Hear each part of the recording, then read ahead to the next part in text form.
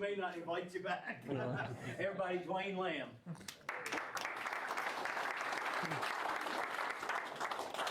Appreciate that. I'm just going to get these rods so I don't interrupt during the conversation here. I appreciate the words and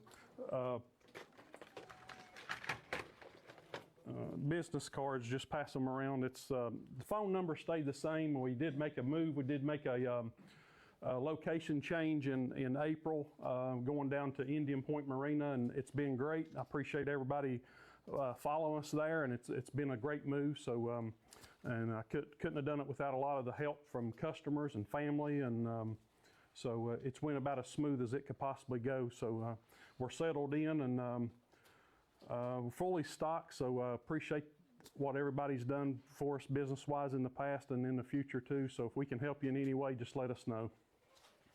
Appreciate everybody coming out, and good crowd, appreciate that. And everybody probably came out because they probably thought my wife was going to do the fishing report. Her and Riley gets more Facebook attention than I do, but you bring the food truck too. Well, we keep fishing parked out there. yeah, Them bologna sandwiches ready to go. that fried bologna sandwich is something else. And But if you notice, I went down to the dock today to fish, and my rods are gone. He hasn't had. well, we had to have some show and tell, so we got that up here. We got some sample baits that we're using right now. We're going to be donated as door prizes, so you may get in on that toward the end. And I'm going to use it for show and tell during my demo, and then at the end we'll give them out as prizes. But just sort of going to take along for a ride, like start to finish. When we leave the dock, one of the first things I want to do is turn on my graphs, my fish finders. I'm a big electronic guru. I think it really helps you. I know there's a lot of controversy of whether it's called cheating or not fair or whatever, but it is a tool that I like to utilize. You know, Smith Mountain Lake is over 500 square mile or 500 miles of shoreline.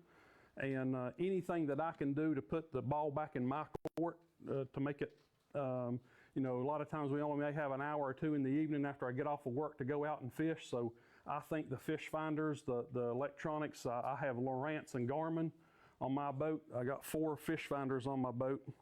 And there's a need for each one of them depending on if I'm doing mapping, if I'm doing traditional 2D down scan, side scan, forward facing sonar.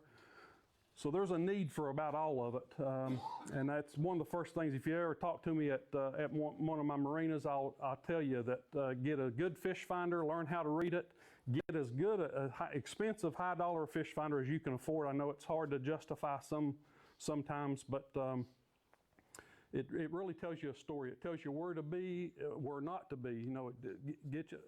I have the settings. A lot of times, if you'll pay attention to Facebook, well, I get to where I take a picture of the fish. I leave the lure in the fish's mouth so you can see what we caught them on. I take a picture of screenshots on my fish finder so you know what you're looking for. And on the side of my Lowrance, I always leave the settings up there so you can see personally how I keep the Lowrance settings, sensitivity, the depth, all of that. You'll see it on the side of my fish finder. And then my forward-facing sonar, that's the newest, latest, greatest technology, and it's a very valuable tool. And we've got some settings for that we use. So if you go down that route, I don't sell those anything electronics.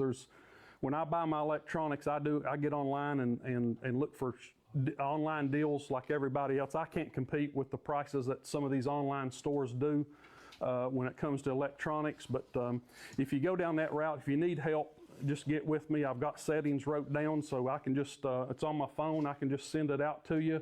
And you'll have it on your phone. Just I screenshot it and I send it to you through a text, and just go down through there each individual line and set your settings there, and you'll have it. You know, if you buy a $4,000 fish finder just to put it on your boat, it's just not going to do until you set the settings up. It's just not going to perform like you're seeing on YouTube and all that. Those settings are very important, so make sure you get the settings right. But I turn on all my graphs, idle and out, make sure all that's ready to go. my head's on a swivel. Just, I'm looking at the graph, I'm looking at the water temperature, I'm looking for birds. In the wintertime, you've got seagulls that you can take and look at. Right now, the only thing you really got bird-wise is the blue herring. I'm sure you see a lot of those out. Those are great fishermen. They catch a lot of fish. They're always going to be around the bait. So when you go, you don't know where to start. You got 500 miles of shoreline. You feel like a needle in a haystack. Idle up the lake. Things you're going to look for is water temperature. This time of year, since you're coming out of the summertime, there may be an area or a creek or a pocket that may have just a little bit cooler water than the rest of the lake. Well, the fish are seeking out the cooler water now. It's different in the wintertime. When it's very cold, you're going to look at the warmer parts of the water. The bait's going to seek out the warmer part, and the fish will be there with the bait. But right now, you're looking for just a little bit cooler water. We're about 72, 73 degrees right now. And I'd much rather see it in the 60 to 70 range as opposed to 70 to 80. We're going to get there, and it's going to get better is what I'm saying there. With the lakes just turned over, that's a very valuable information there. If you pay attention to the SML app, you see the 3-foot water temperature, and there's some out there that has the 20-foot. All summer long, it's been a 15-degree change and sometimes 20-degree change. That's went away. What that tells you is the thermocline, it's done happened, the lake's turned over. Now there's only like a 1-degree difference in water temperature. So what that's going to do is give the fish the green light. Right now that thermocline kept everything downstream, say below Gills Creek on the Blackwater side, below the bridge on the Roanoke side. And now that the lake's turned over, thermoclines went away, it's going to give them the green light to go up both rivers. So look for these fish to really start spreading out now. It's been a great fishery over the last 30 days because it kept them at bay. It kept them at the mouth of feeder creeks, the mouth of Becky's and Betty's, the mouth of Walton's, the mouth of Strawberry Banks, the mouth of Bull Run, the mouth of Gills Creek. They're still there, but any day now, in this next 7, 10, maybe 14 days, these fish are going to take off up the river, and they're still going to be breaking. But what I liked about the last 30 days, it was always like near a mouth of a big creek, a mouth of a big cove. Now you may see them breaking just down a long straight stretch because they're using the main channel as a highway to move up the lake. And so they're still going to break, but they may not be at the mouth of a creek like they've been at the mouth of Bull Run and the mouth of Gills Creek. Now I'm seeing them where they're in the turns above there on the main channel, up by Kilowatt, going up toward Stanford Creek on the Blackwater side. And I mentioned Blackwater just because I live over there and I fish over there more than I do the Roanoke side. So I may talk a little bit more about the Blackwater just because I have more experience over there. But look for these fish to really spread out over the next 2 weeks or so. Still going to take and look for them breaking on the surface. A lot of reports coming in now that the fish are coming up and they're not staying up very long. I'm sure everybody's seen that over the last week or so. But the reason for that, if you'll pay attention to your fish finder, you're going to see little bait balls on your graph that may look like the size of a nickel or maybe the size of a quarter or something.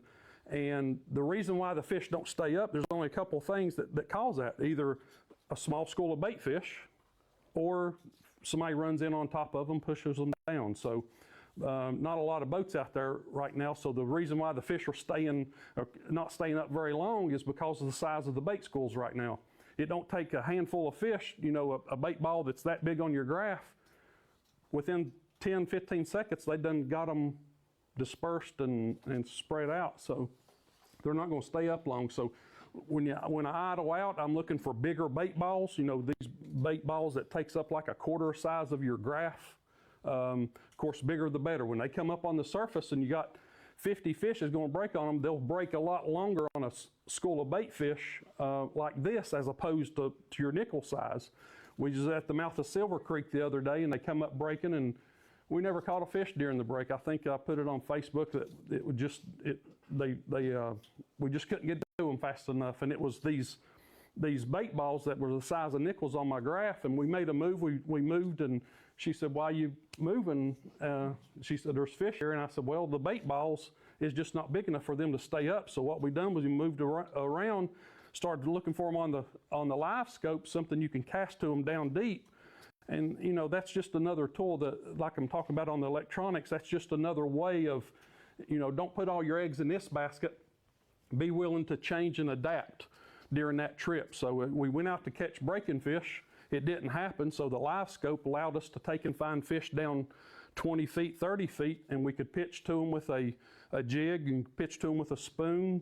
And we'll talk about some of the baits, but a fluke, a lead-headed fluke is very, very valuable. It's good enough to where you can cast into the school, and I like that versus the treble hook because, you know, that's dangerous. So, and then I use a 3/8 or a 1/2 ounce head that if they're not breaking, I can still use the same rod, same bait, and watch for them on the fish finder, and you can go down and jig for them. So a lead-headed fluke or a lead-headed something like that that's versatile goes a long ways this time of the year. And so always keep a lead-headed fluke on the boat. Your topwater baits, your let me spread out my this is mine personally. This is I think this is a 3/8 that I've got on here. I carry 3 different colors of flukes on my boat.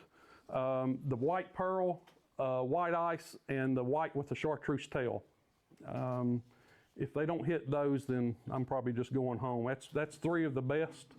And sometimes after a rain like we've had, I do like the chartreuse either on the head or on the body.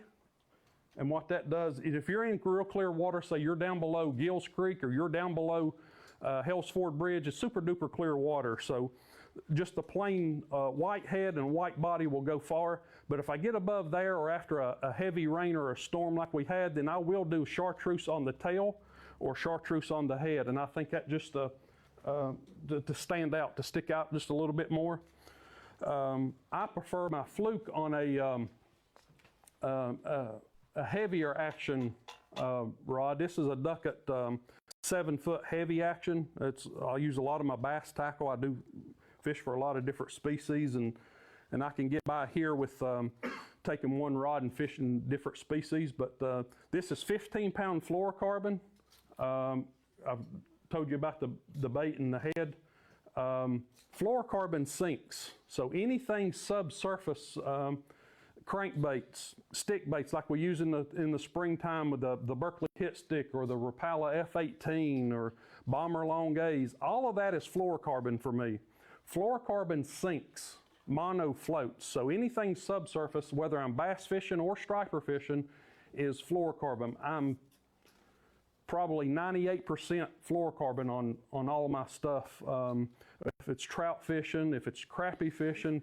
Smith Mountain Lake is notorious for a deep, clear body of water. So anytime you can use fluorocarbon, it's less visible in the water to any species.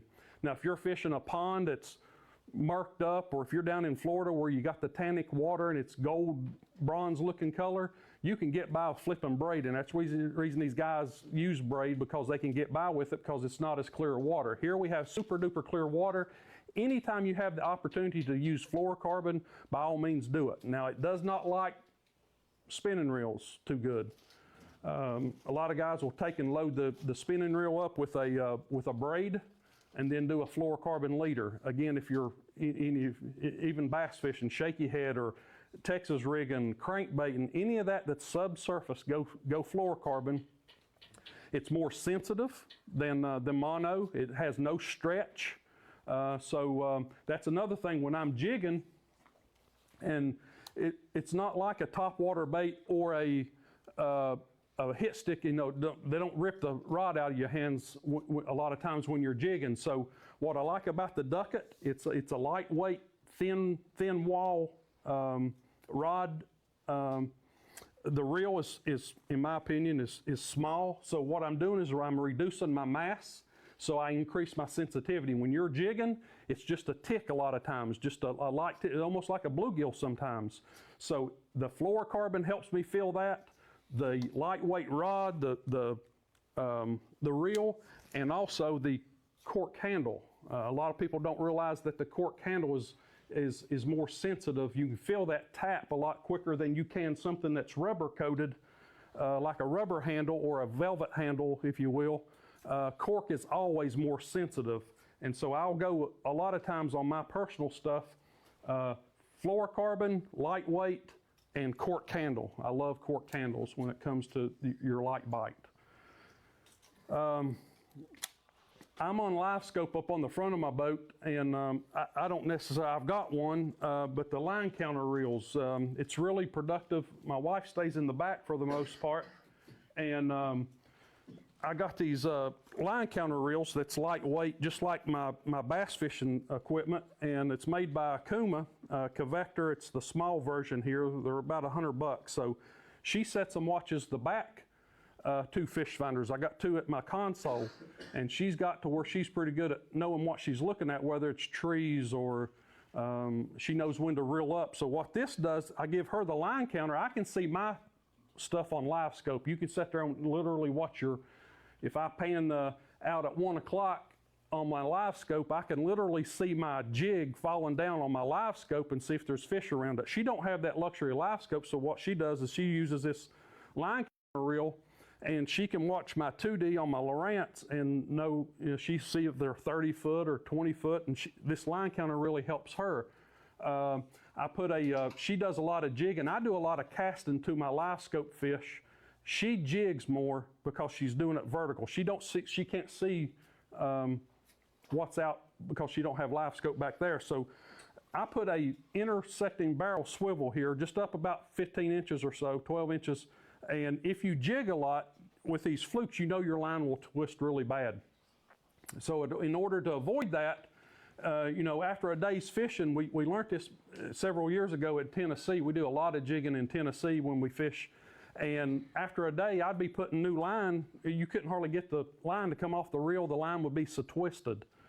And so we started putting these barrel swivels, and I don't see where it affects the bite any whatsoever, but it makes your line on your reel last a lot longer because it eliminates that twist. The swivel will actually work, and you can, I don't know, this line's been on here for probably 3 weeks, and it still looks as straight as the day I put it on. So that's just one of her reels that she uses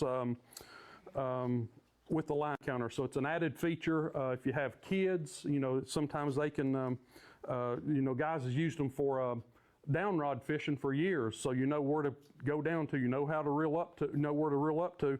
And the same thing with this fluke. We're doing it, and it's a smaller scale. So again, if you reduce mass, you increase sensitivity. Something as heavy as like an ugly stick, if you get a bite and it just ticks the end of that rod, you're going to feel it on something like this, that you reduce that mass to increase the sensitivity. So just try it. If you have some bass tackle laying around, we're not catching huge fish when we're doing this. 30, 35-inch fish may be a big one when you're doing this style of fishing here on this lake. So a lot of your bass tackle can handle that. You don't have to go out and buy these big conventional reels with a 7-foot heavy action rod. It's like a broomstick. You want to keep this style of fishing lightweight for sensitivity. Okay. Dwayne, what kind of jigging action do you use? I don't get real erratic. I've only done the reeling it up. Yeah. Good question. In the heat of summer and the cold of winter, I treat it the same. The fish get very lethargic during those 2 times. So myself, I don't get the reaction from these fish with a fluke going real high up. I may have like a 6 or 8 inch range. And you can play with that. Every day's something different, and they may want it, but for the most part, when these fish go down, they don't always want real big bait, and they don't want something real erratic. So for me, it's about a 6-inch twitching, and they're always going to hit it on the fall. If I've sped up here lately, the speed has been faster, has been good with these spoons and all, and I've even caught them on the fluke. You see them on the live scope. Here I am jigging. Oh, there's some on my live scope, so I reel up real fast, and you get a reaction bite. And so there's exception to all the rules, but for me, smaller size, and I even bite off some of my super fluke for 2 reasons. the end of a fluke is very thin up on the end. And so I'll bite it a little bit off, maybe 3/16 of an inch or so. And what that does is it gets me down to the meatier part of the plastic. Sometimes, depending on what lead head you use, they have these big these big bait keepers on there, and it busts the plastic out sometimes. So take a parasite, I just do it with my mouth, just bite it off, and it matches up to the lead head a lot better. It squares that off, and you get down to the meatier part of the fluke. And and you put super glue on it and make your fluke last longer. You know, after it slides down 2 or 3 times, it's hard to keep it up. Every time you go to set the hook, or if you miss a fish, it slides down. So you find yourself going through a lot of flukes sometimes, but that's a little trick, is to take and cut the nose of the fluke off and use super glue. Will make your fluke last a lot longer. They're not real expensive. They're $5 or $6 for a bag. You get 10 in a bag, so it's not real expensive to begin with, but it's just taking the time while fish are biting to put another one on there. I hate that part of it, but the topwater, this is probably the funnest time of the year to fish, because it is a lot of topwater activity going on out there, and it's just something about the explosion of a fish coming up and hitting your bait when you least expect it. So it's a lot of fun, but the drawback is treble hooks. All them trebles. Your catch ratio is a lot greater, but you know, when the fish are breaking and you're trying to catch numbers and you want this activity, it takes forever to get them off, and God forbid if you net one. It just gets all tangled up in the. A lot of fun. My wife likes throwing the whopper plopper. It's a fairly new style bait, and she does it a lot. This is hers, by the way. It's not my color, but you probably know by the color it's hers. But anyhow, this is a topwater bait mono line. I had some examples here of the line I brought. It's going to be in the giveaway. This is now there's different brands of fluorocarbon. There's different brands of mono. I'm real big on the Seaguard Invisex when it comes to fluorocarbon, and anything topwater. Whopper plopper, Zara spook, poppers. I'm real big on the mono. XL, I just like the forgiveness of the XL. Extra limp is what I tell people it stands for, and it's stretch line. It'll stretch. It's forgiving. So anything topwater, make sure you use mono. Some people use braid. Not a big fan of braid in this lake unless you do that leader. Now you can do a mono leader or a fluorocarbon leader like I spoke of if you're doing it on a spinning reel. But I'm 98% bait caster, so I've got one of these two things. I've literally got probably 80 to 100 rods with all the different fishing that I do, and I use fluorocarbon 98% of the time. I have a handful of rods that I topwater fish with that has the mono, but everything else, my trout rods, my crappie rods, my live bait rods will have mono, but I always do a fluorocarbon leader. I'm sure you've seen that done, and so use fluorocarbon most of the time, and if it's a topwater bait, then switch to your mono. We always, not always, but most of the time it's a 90 size whopper plopper. We both bass fish and striper fish, so the 90 seems to do both. We have a 110 that's on the boat that's a little bit bigger that would work good for stripers, but we may want to take this rod and go over to the bank and bass fish. So the 90 is just a versatile bait for us personally. I carry both the 90 and the 110 at the shop. But sell a whole lot more 90s than I do the 110s. But they go even bigger, 130s and bigger. But 110s do good for the tournament guys that want to just target bigger fish, and the 110s will probably be better there. But this is the box of a whopper plopper. This is a model or a color whopper plopper over another. monkey butt. Monkey butt is one of her favorites. When it comes to colors, I think she's only got Phantom Shad. What's the other? There's another shad. It's albino something shad. But keep it shad color. I'll pay attention to the bottom is all I'll really worry about. Whether it's a spook a plopper, popper, if you keep the belly of it white, translucent, or chrome, it's really hard to go wrong. If you think about a topwater bait, the fish is looking up. I don't know how much he actually sees the back of it anyway. Same thing with the thunder stick. People's got their preference when it comes to color, but if you use a thunder stick the way it's designed to be used up on top for a wake bait, I don't know that they see the back. So this, I don't have my glasses on, but I think this is that. We all feel you. This is that shad color that she uses. She uses phantom shad, this shad, and then monkey butt. And I think monkey butt, again, it's just got a sort of a white cream colored belly. This is the monkey butt here that she's got tied on. And so as long as you keep the topwater baits, like I say, the belly white, chrome, or translucent. This is my favorite spook. A shad color spook. It's got a translucent belly, so when he just more or less sees a commotion on the water. I really don't care if he sees color. It's just, he thinks it's an injured bait fish on the surface and he comes up and attacks it. So that's the idea and the mindset of the topwater baits. I love them. Some people starting to take these, because you like the explosion of the topwater bite, some people's taking the trebles off and putting just a single hook on. You know, if you're not in a tournament, I don't guide much anymore, don't guide anything on Smith Mountain Lake, but so a lot of times I'm just out there for fun, and I'll put the single hook on just to keep from, tearing up my hands or take a chance on getting in my leg, and I don't let my wife mess with the treble hooks when we catch one on a treble, so I try to get her to throw the fluke, so she catches one on a treble hook, then we're both down and out because I'm back there getting the fish off of the. Is there a certain water temperature that you prefer when you're doing top water baits? Well, anytime you see fish on your graph that's 10 foot or less, or if you see them busting, and they normally take off, I've got a log book, literally, I've probably showed some of you in my shop, I've got log books dating back to 1988.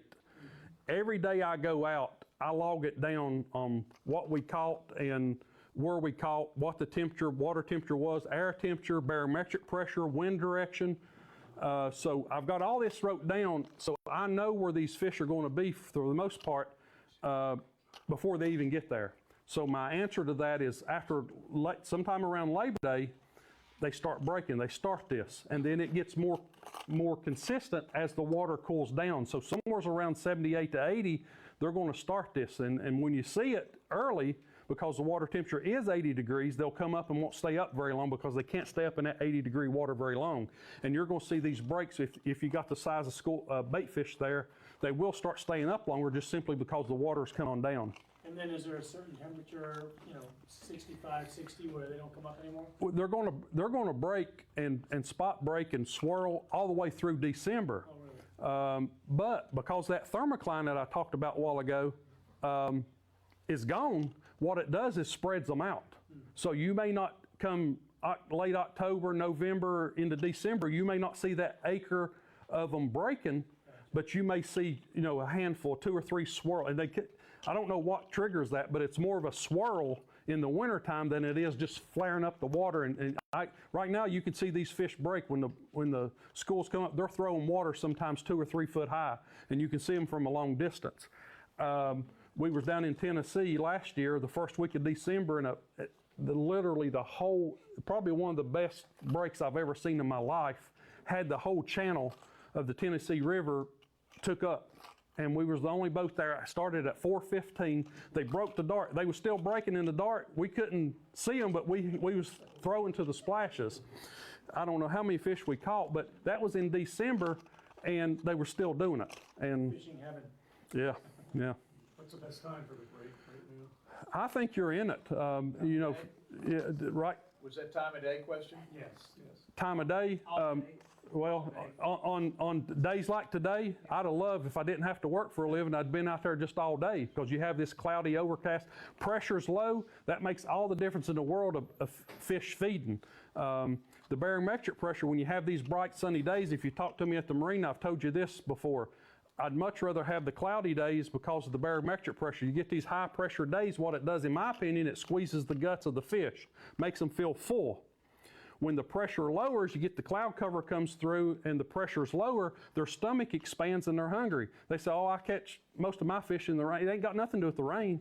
It has the difference in the pressure lowering. They're wet already. They don't know it's raining. Rain ain't got nothing to do with it. So it's the pressure. And that's what I say when I keep these log books, write down even the barometric pressure. You're going to see when your fishing's generally better if it's 30 or under. You see it on TV all the time if you watch the weather. It gets up in that 31, 31 and a half. Fishing tends to be a little tougher. And pay attention to your clouds. Pay attention to, you want more clouds. You want that pressure as low as possible. On a day like today, they're liable to do it all day long. But if not, then of course it's low light conditions. Low light and less boat traffic. That's what keeps the fish up, is the cloud cover early in the morning before the sun and the boat traffic gets going. And of course it pushes them down when all that comes out. And then again in the evening, when the sun starts to set and the boat traffic simmers down, then they'll come up again. So morning and evening, I get off at 5 o'clock or so, whatever time we get out there, and a lot of times they're already doing it at 5 o'clock. So we'll fish from 5 o'clock to dark. And that's what I hate about this getting darker. I don't have as much time to fish in the evening, and I prefer evening fishing. Just because of less boat traffic. There's always a lot of guides or a lot of boat traffic in general. Sometimes in the morning around the mouth of these feeder creeks. In the evening, I don't see as much as that. So I prefer evening fishing just for that reason.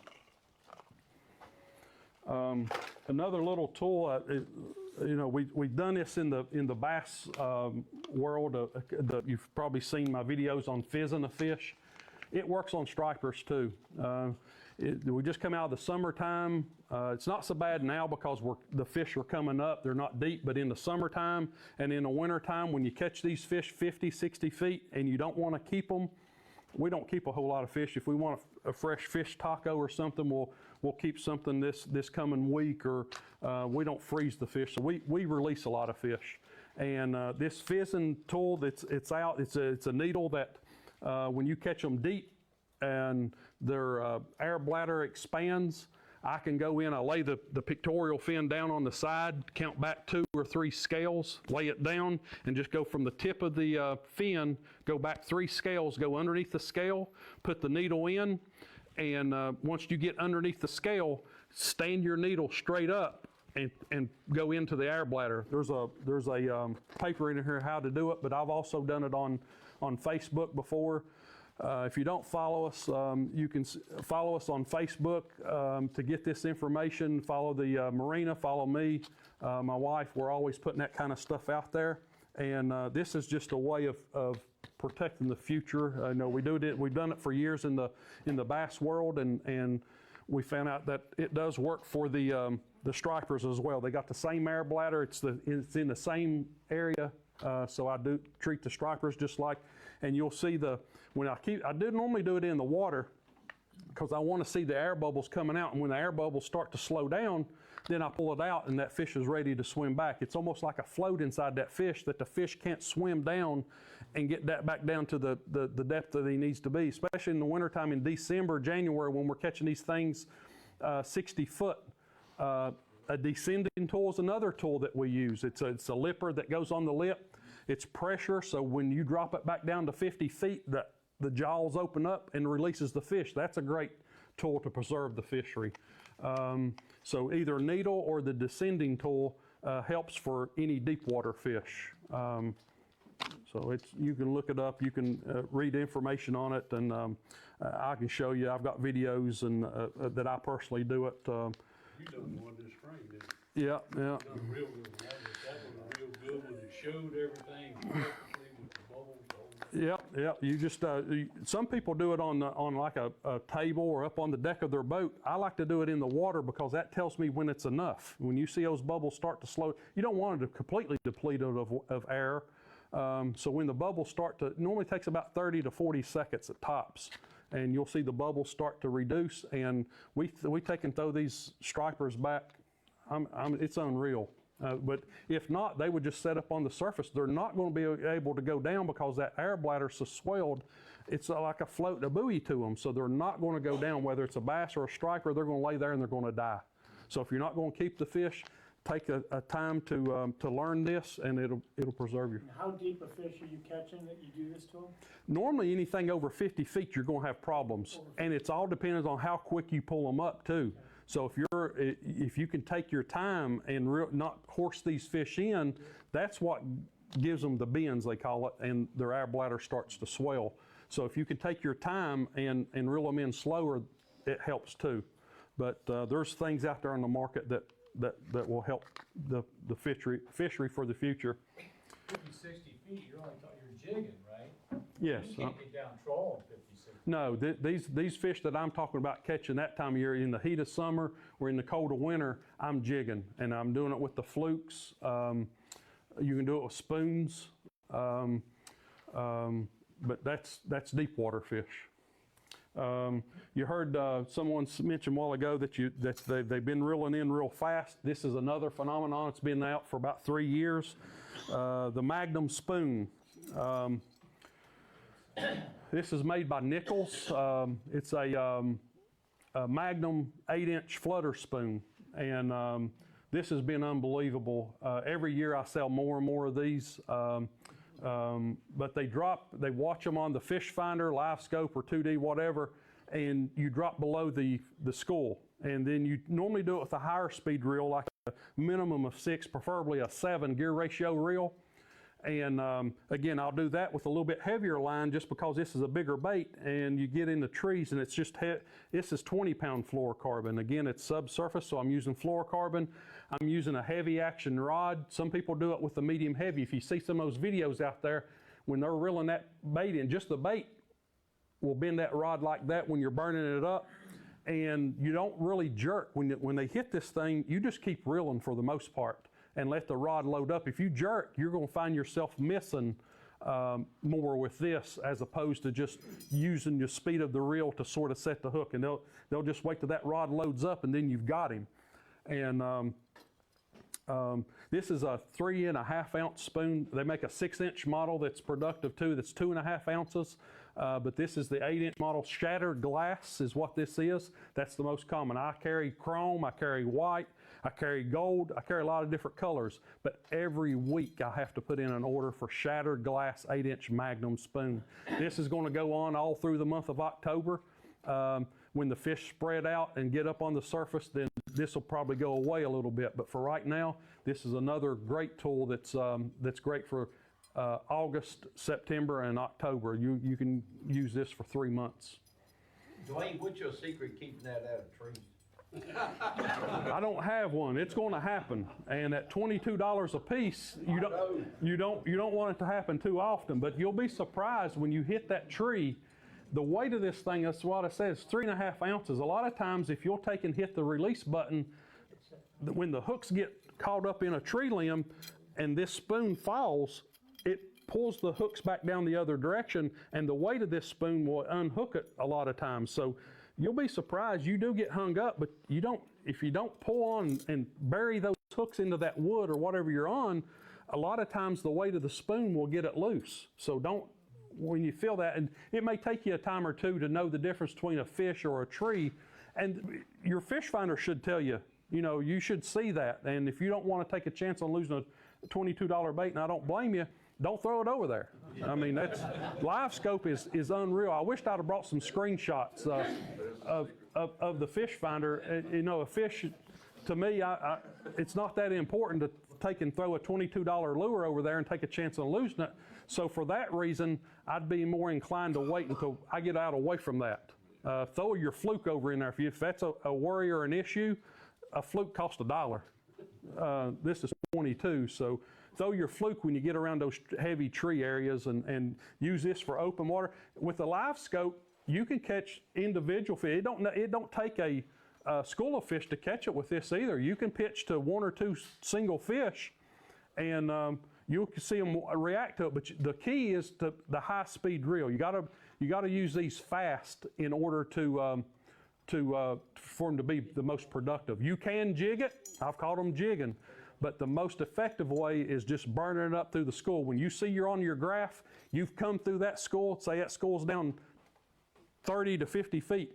Once this spoon gets up to 25 feet and it's through the school and you don't have one following it, just immediately hit your release button, let it go back down through that school, get it like 5 feet below them, do it again. And you don't have to bring this all the way back up to the surface to redo it. Once you come through the school, hit your release button, let it go back through the school. If there's enough fish there, you get one about every pull. It's unbelievable. So, they got the Hopkins spoons, it's similar to that, only about half the size. Right. Similar technique with the Hopkins? You can do the same thing, yes. It's something about the size. The 8-inch is out selling and out producing. People's using this, and they're catching some fish, don't get me wrong. The people that don't want to spend $22 on this, they're catching some fish on those smaller spoons. But it's something, I think it's the color has a lot to do with it. The rainbow, it could look like a big gizzard shad. We don't have as many gizzard shad in the lake as we have in the past. I admit that, and we have a lot of bait, but we may be a little bit low on gizzard shad, and that may be why this is working so well. Looks like a big old T-bone. That's right. A big old fish, especially bass and stripers, in my opinion, the bigger they are, the lazier you are. So if they can take a big bait, as opposed to going out here and chasing 30 little ones, they'd much rather have this big bait. It's worth mentioning, Dwayne, what I have noticed, if I use that large flutter spoon, I gill less fish. If I'm using a smaller spoon, they're gonna suck that thing down their throat, you're gonna tear the gills up. If you're meat fishing, that's fine, just gonna take it home anyway. If you wanna catch and release, my suggestion, stay away from the treble hook. Yep. Because you're gonna gill a lot of fish, folks. Yeah, this is you can do the same thing with this as I talked about on the whopper plopper and the spook. You can go down to a hook. I don't have any of them, but they do make a single point hook, like a trailer hook, that has a bigger eye here. Like the bait hook. Now the hooks that I've put on my whopper ploppers, they're just like an octopus hook, a regular eye. But you see how big? Oops. You see how big these eyes are? That's what you want, so that you have that flexibility of and they make that in a single point hook. So you can go to a single point hook on this just the same as you do on your top water. So that's a good point. You ever use those to attract fish? The school of thought out there that drop the spoon down and pull. I've heard of people doing that. I have not, but they'll take and put like a flasher above their bait sometimes. And they've done that with Castmaster spoons. They've done it with Hopkins. They'll take the trebles off or the hooks off and just use it, and when they pull that fluke or they pull a bucktail, that spoon is coming through as an attractor. So I've heard of people doing that, but I personally have never done that myself. Yep, if you want to elaborate on it, you can. I've just never personally done it to know how far do you put the spoon above. It's about like you got your swivel on the Like 12, 15 inches or so. Yeah. me and Kenny was out one day, and this guy was over beside of us. He was wearing the fish out. We wasn't doing anything. It was just a fluke, We went over and we asked him what he's doing. He showed us. He threw us 2 spoons, and so we started catching fish. So the top of the spoon where you tie on, do you take the hook off of the spoon? So the hook, you're not going to catch nothing on the flasher. No, it's just A flasher for attention, attraction. Right. Every now and then you'll get a hit, but I think he's Hitting the flasher and you don't hook up. Yep. I was referring to the one I was watching. He person claimed that it would actually pull in other fish. So he's leaving his hook on. Yeah, well, he used it to attract. Right. He claimed that it will attract fish to where you're fishing. And that's basically what they were doing. He was probably leaving these hook on and actually catching them on the flasher, as opposed to just bringing them in and then they would eventually hit the fluke. So that would be a great flasher. You go down the lake now and you see everybody using these. The sun's hitting on them, and you know who's doing this because they're going down the lake and you see this spoon flashing in the sun. So very common. Yeah. So that's about it.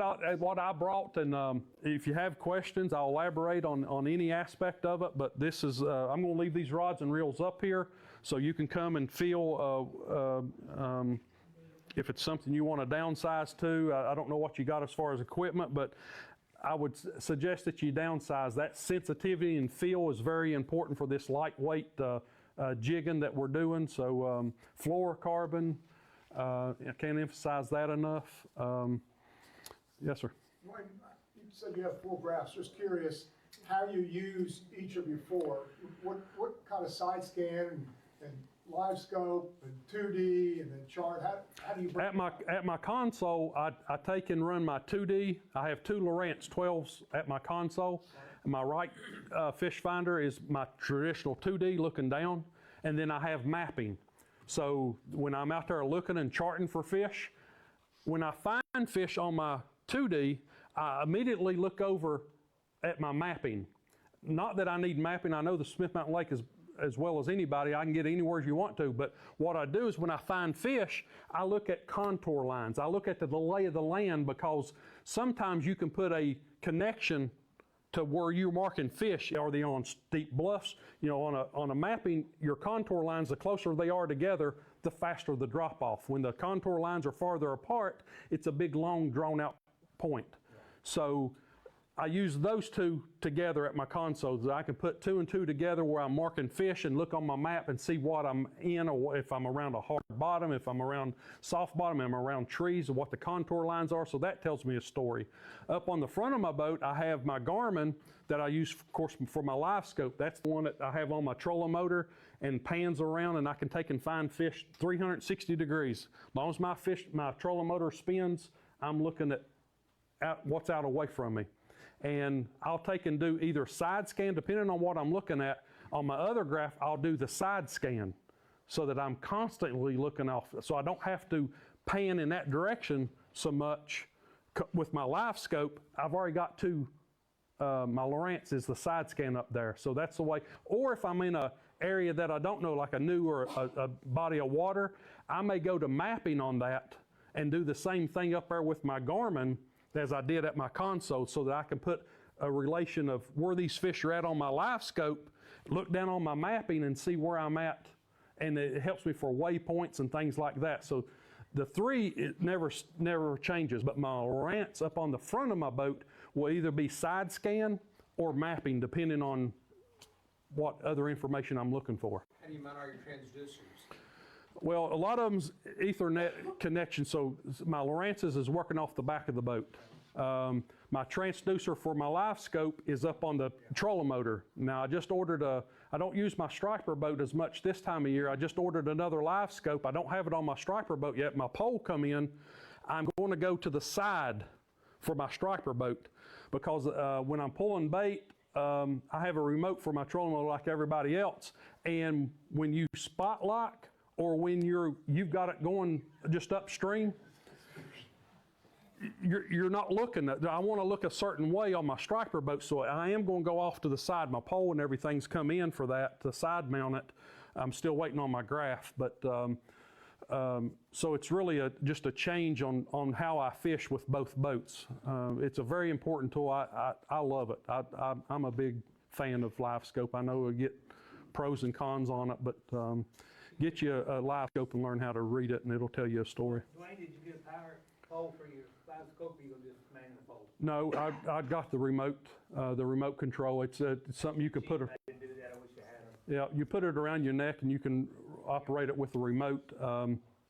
So that'll be, when you're out there, you got all this going on. It's just handy. You don't always standing right there at your mount. So that's just, it is a little more expensive to do it that way, but I think it'll be worth it in long haul. All right. Dwayne, how long, or when are you going to be staying open, or when you be closing, or? I'm not going to be able to close full time. I am going to have to take some time off. We've been 7 days up to this point. Still don't have a schedule. Nothing's going to change this month. I'd always close down the 1st of November at Captain's Quarters. Because I have the little apartment that I rent out, I've already got reservations and obligations there. I have the 29 boat slips, so I can't go and stay gone for long periods of time. But I'll post on Facebook too whenever we get ready to take one of our little trips. We may be a 4, 5, 6, 7 day trip, but I'll let everybody know. We got, just so everybody knows, we're going to be doing crappie tournaments out of the Indian Point. They're going to start October the 26th. It's going to be a $40 entry fee. It's not real expensive. We're going to I put a lot of money into the championship, so you're going to pay $40 per tournament. It's going to be about one a month, and then the championship is going to be in April, next April, and I put up the money for the championship, so it'll make it more, but you have to fish all of them, or at least pay for them all in order to fish the championship. So we got that starting October the 26th. Mike Ward has, we've committed to doing some of the Striper Mafia tournaments out of there. It's either the sign-ups or the weigh-ins, and sometimes both. I think in November they're going to do the sign-up and the weigh-in right there at Indian Point, and that's like the middle of 12th or 15th, something, whatever that is, middle of November. So I have obligations that I'm not going to be able to close up long term, so I'll be in and out, and I'll make posts. That's the reason I want everybody to follow me on Facebook. I'll take and put when I'm going to be gone for this little window of time, and but I'm going to be there for the most part, especially weekends like when we have these tournaments going on and people's checking into our apartment. I'll be there. And if you have my personal cell phone number, if I'm home and you need something, I don't care about, I'm not but 12 minutes away. So if it's something that you got to have, you're completely out or you can't find it online, I don't care a bit to meet people at the shop. I do it all the time. I'm not but 12 minutes away, and I'll do it. So you just let me know what you need. You deliver. Sure. Can you catch a fish for us too? Jessica, she'll do that for you. Can I take a picture of your fish? Sure. Well, actually, we have mounted fish. I've had people that's come in and talked about how bad the fishing was in the heat of the summer or something. They've took my mounted fish and just so they'd have something to go back for. They want to tell their buddies, have some kind of wild story, but yeah. Wayne, is there any wind direction that's better than the other fish on this one? Yeah, that's true. You've heard that east and west thing. Fishing's at its least when the wind's out of the east, and it's at its best when it's out of the west. There is those stacks of books that I'm talking about. When I put the wind direction down, I put the barometric pressure down. I put all that, and you'll be able to go back and see a pattern. You'll be able to put a pattern together. I mean, fish when you can. You have an opportunity to fish, go. But if you have your wife gives you a to-do list and you want to go fishing and you look back at your reports and you see the barometric pressure is at 31.5, go ahead and do the honeydew today because the pressure may be low tomorrow. So you can put together a pattern. If you'll take and put down as much information as you can, water temperature, air temperature, write it all down. You'll be able to pattern them. That's bass, strike, anything. You'll be able to pattern them. All right, guys, appreciate it. Appreciate everybody's business and support. And if you need me, just let me know.